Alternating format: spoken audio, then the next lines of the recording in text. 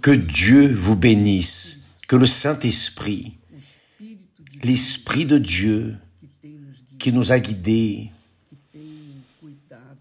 qui a pris soin de l'Église universelle, qui fait les merveilles qui y arrivent, qui a dirigé, conduit la vie de ceux qui sont sincères. Ce n'est pas parce qu'ils méritent, non, mais parce qu'ils sont sincères. La sincérité est quelque chose d'une extrême valeur pour Dieu, très grande valeur. Donc, qu'il vienne sur vous qui êtes sincères, vous qui êtes sincères, qu'il vienne ouvrir vos yeux maintenant pour comprendre sa volonté pour votre vie. Il est Père. Il est Père. Dieu est Père. Il est Père. Il n'est pas beau-père, non, il est Père. Et comme tel, il veut le meilleur pour ses enfants. La différence, le problème, c'est que parfois la personne n'est pas enfant de Dieu parce qu'elle ne croit même pas en Dieu. Elle ne croit même pas dans la parole de Dieu. Donc, il est impossible que Dieu bénisse une personne qui le rejette, qui est rebelle, qui crache ou essaie, tente de cracher à son visage. Mais les enfants sont toujours bienvenus dans la présence du Père. Jésus a dit ainsi, quel est le Père qui, si son fils lui demande un pain, lui donnera une pierre? Si l'enfant lui demande un œuf, lui donnera-t-il un scorpion? Donc, si vous qui êtes méchants, vous qui êtes pécheurs et méchants, savez donner de bonnes choses à vos enfants, à bien plus forte raison, votre Père céleste donnera de bonnes choses à ceux qui le lui demandent, ou plutôt donnera-t-il le Saint-Esprit à ceux qui le lui demandent. Donc, dans cette histoire du riche et de Lazare, nous découvrons que Lazare était enfant de Dieu. Et lorsqu'il est mort, il est allé où Dieu est. Son âme est allée où est le Seigneur. Tandis que le riche, non. Le riche est mort et est allé en enfer. C'est ce que le texte dit.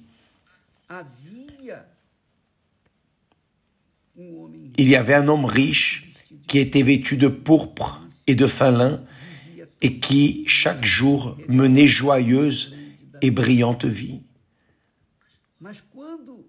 Mais lorsque le riche est mort, Jésus a dit qu'il a été enseveli. Juste cela. Toute sa richesse, toute sa luxure, toute son ostentation sont restées en arrière. Il a été enseveli. Et ensuite, Jésus ajoute, dans le séjour des morts, il leva les yeux, et tandis qu'il était en proie au tourment, vous pensez que Dieu enverrait un enfant en enfer? Il suffit juste de penser un peu, juste un peu. Si c'est trop fatigant, cela vaut la peine juste de penser un peu. Quiconque est enfant du bien, lorsqu'il meurt, son âme va dans le sein du bien, vers le bien, qui est le propre Dieu. Mais qui est enfant du mal va où est le mal, le diable, Satan. Vous savez, vous qui me regardez en cet instant, vous dites, ah, je ne crois pas en enfer, je ne crois pas au ciel. D'accord, je respecte votre croyance, mais vous croyez dans le bien, n'est-ce pas? et dans le mal aussi, oui ou non? Vous croyez qu'il y a le bien et vous croyez qu'il y a le mal. Vous ne croyez pas? Bien sûr. Peut-être, vous qui ne croyez en rien, vous vivez le propre enfer. Vous savez ce qu'est le mal mieux que moi. Donc, vous ne pouvez pas ne pas croire dans le mal parce que vous vivez dans le mal. Dépressif, vous avez envie de mourir, vous entendez des voix disant « Tue-toi, va te reposer ». Oui ou non? Vous sentez de constants maux de tête, des insomnies, de la nervosité, de l'anxiété. Votre vie économique va de mal en pire. Vous êtes révolté contre tout et tous. Vous portez en vous le mal, qui est un esprit. Le mal est un esprit. Le mal est spirituel, tout comme le bien est spirituel. Le mal aussi est spirituel, tout comme le bien est un esprit, et l'esprit de Dieu, l'esprit du bien. Le mal est aussi l'esprit du mal, un esprit du mal. Donc vous devez convenir que la preuve est dans votre propre vie que le mal existe. Or, si le mal existe, le bien existe aussi. Je vous pose une question. Qu'allez-vous faire avec cette connaissance?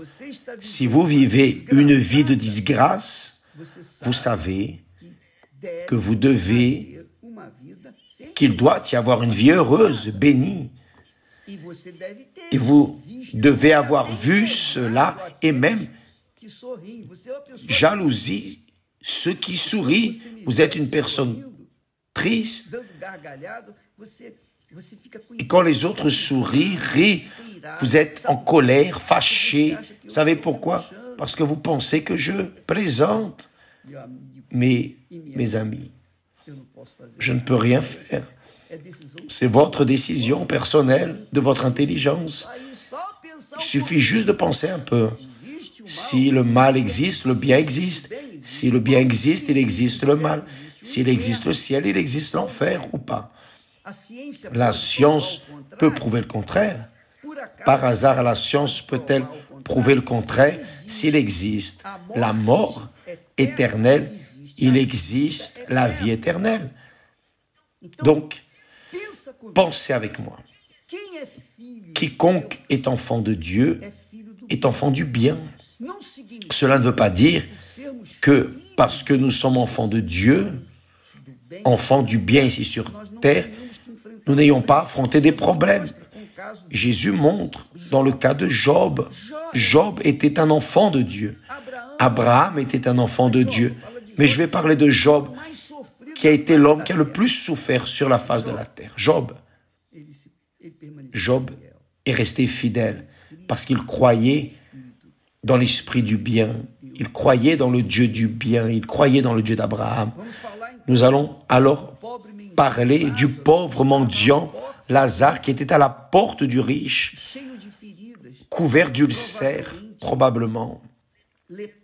Une lèpre. Il était tout lépreux. Il avait faim. Il était malade. Il n'y avait personne. Il n'avait que la compagnie des chiens errants qui venaient lécher ses ulcères. Un homme qui vivait dans l'enfer de ce monde, le mal. Mais il préservait en lui une foi, une espérance. Non, un jour cela va en finir. Un jour je vais mourir et j'irai dans le sein de mon Père dans la foi qu'est Abraham. Et c'est ce qui est arrivé.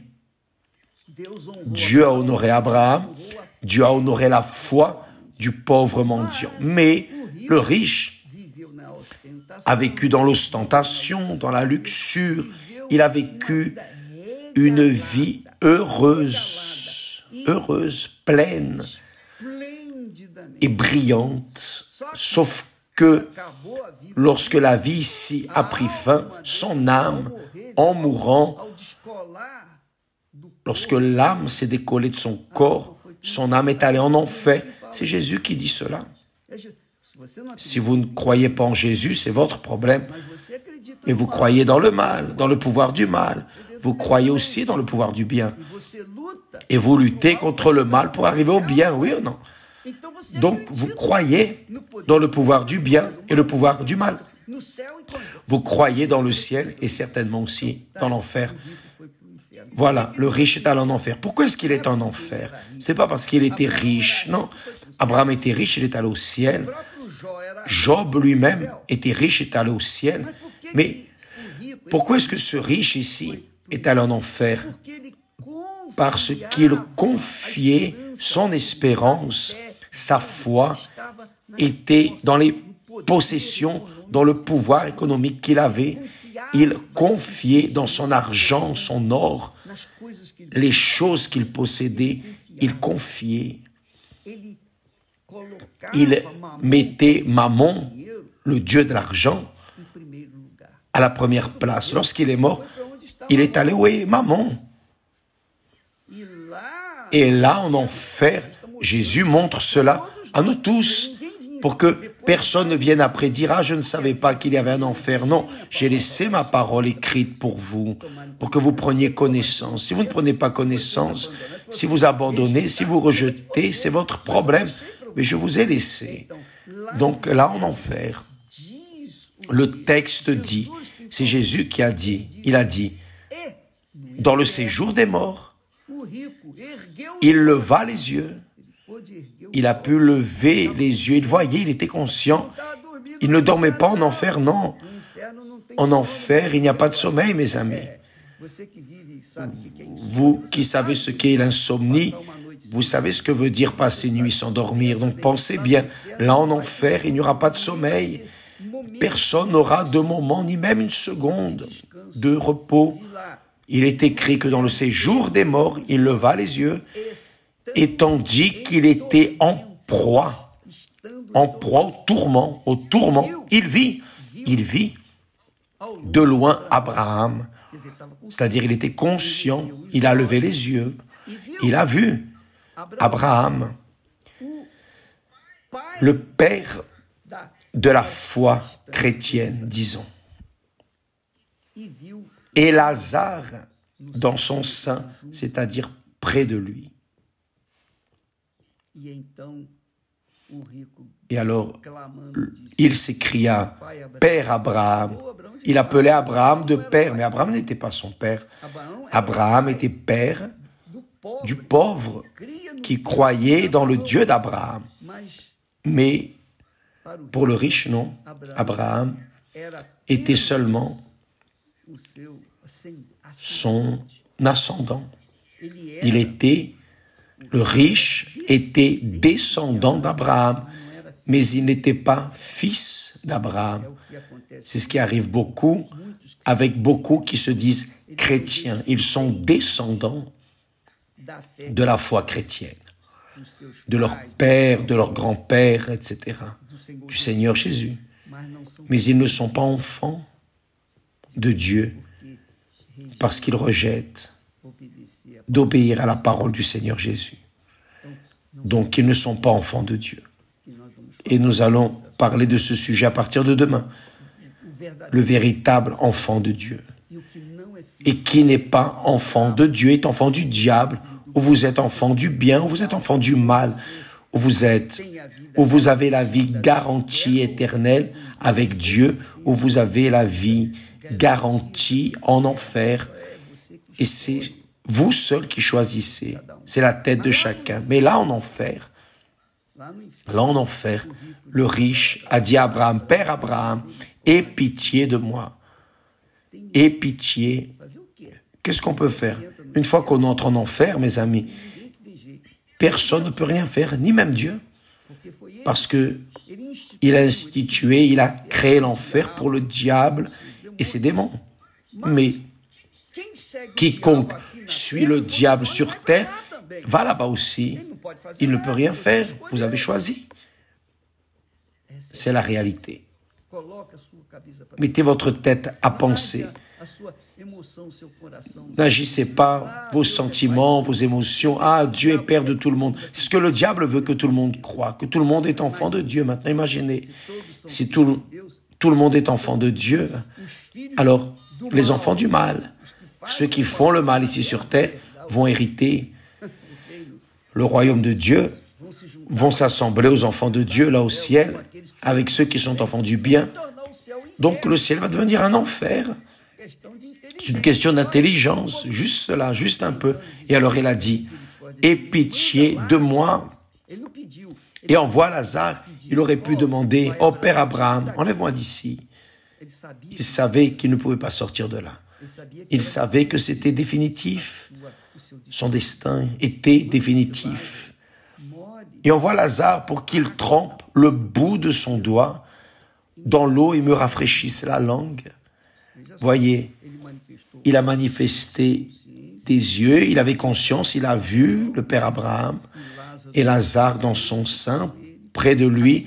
Ici, il montre qu'il avait la conscience de l'eau, il avait besoin d'eau.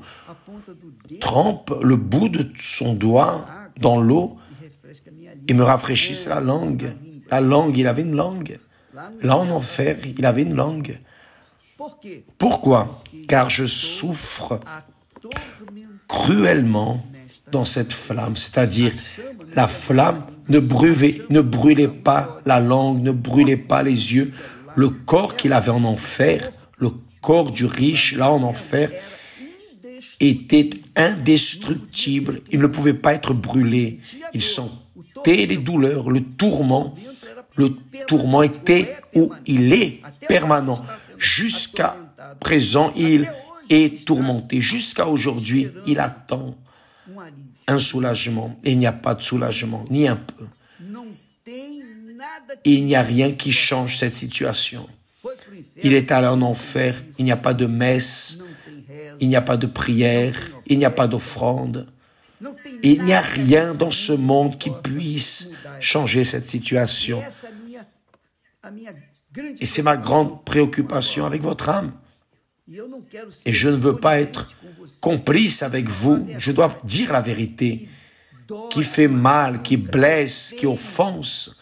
Mais c'est la vérité qui délivre. Donc ça, c'est la vérité. Vous qui me regardez en ce moment, qui me regardez, vous ne m'aimez pas, peu importe.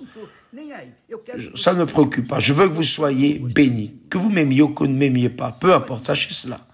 Si vous mourrez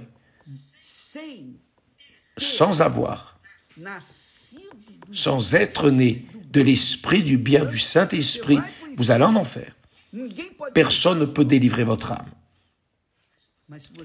Mais si vous naissez du Saint-Esprit, vous commencez à vivre à partir de maintenant l'éternité. Votre éternité commence ici maintenant parce que Jésus a dit qui croit, qui vit et croit en moi ne mourra jamais. Ne mourra jamais. Il a dit cela et je crois en cela.